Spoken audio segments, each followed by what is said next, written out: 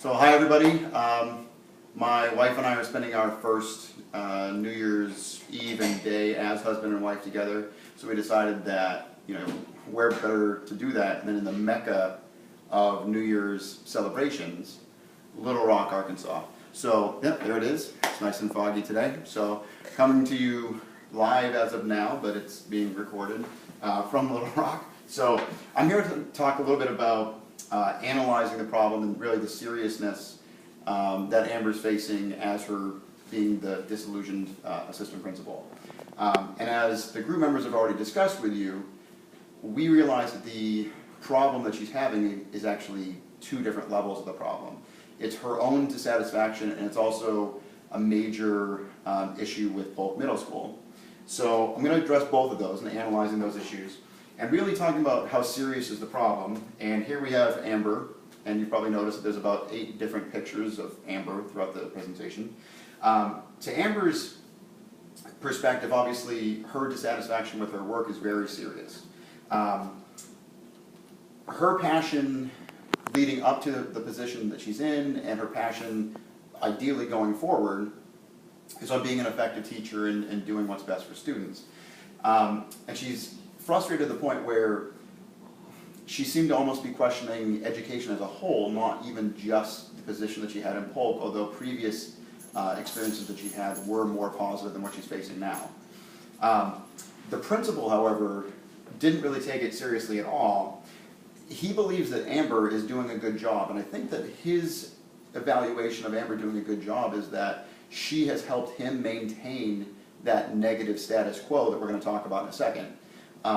And the fact that it hasn't changed, and the fact that he hasn't had to alter his job status in any way in his last 3 years in the profession, I think that's how he judges it. He also, and I took this almost a little with a bit of a misogynistic tone.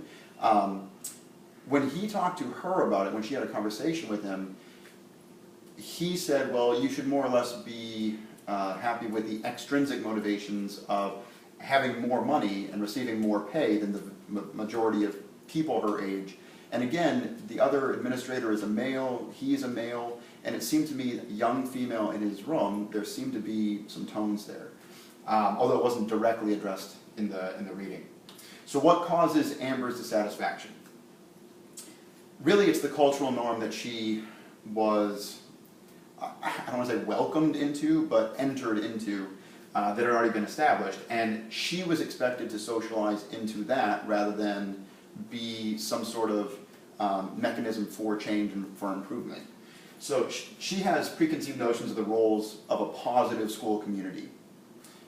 She had previous work where things went well and she was interacting significantly and effectively with her peers. And she's seen that it can be done, it's just not being done at Polk. Now the negative school culture, the kind of overlying one that Amber has to deal with. Again, it's extremely serious from Amber's perspective, and as it says in the Kowalski reading, she believes that high expectations usually affect students positively. The people at Polk had just lost faith and lost hope that working hard with students and setting that bar higher and higher and higher will actually kind of beget better results for everybody involved and be a more enjoyable professional situation as well. And the school community doesn't see it as being that serious.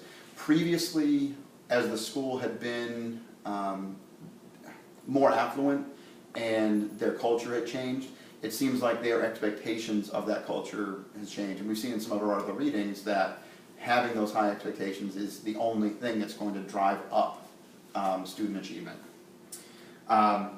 So what causes the problem? Ineffective leadership.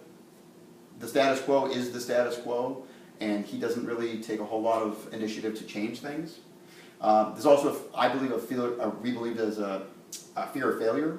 If we try harder and harder and harder, well, what if it doesn't create the results that we want? You take it personally, as we all do. Everybody in education takes their job personally. The demographics of the student population, at least, is a belief that that's leading to some of these problems. At the very least, it's causing some of the negative outlooks of others.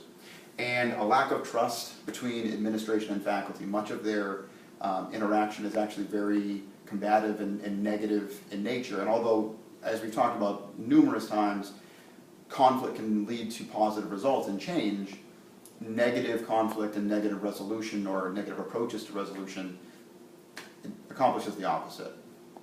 So that's the first portion of my presentation.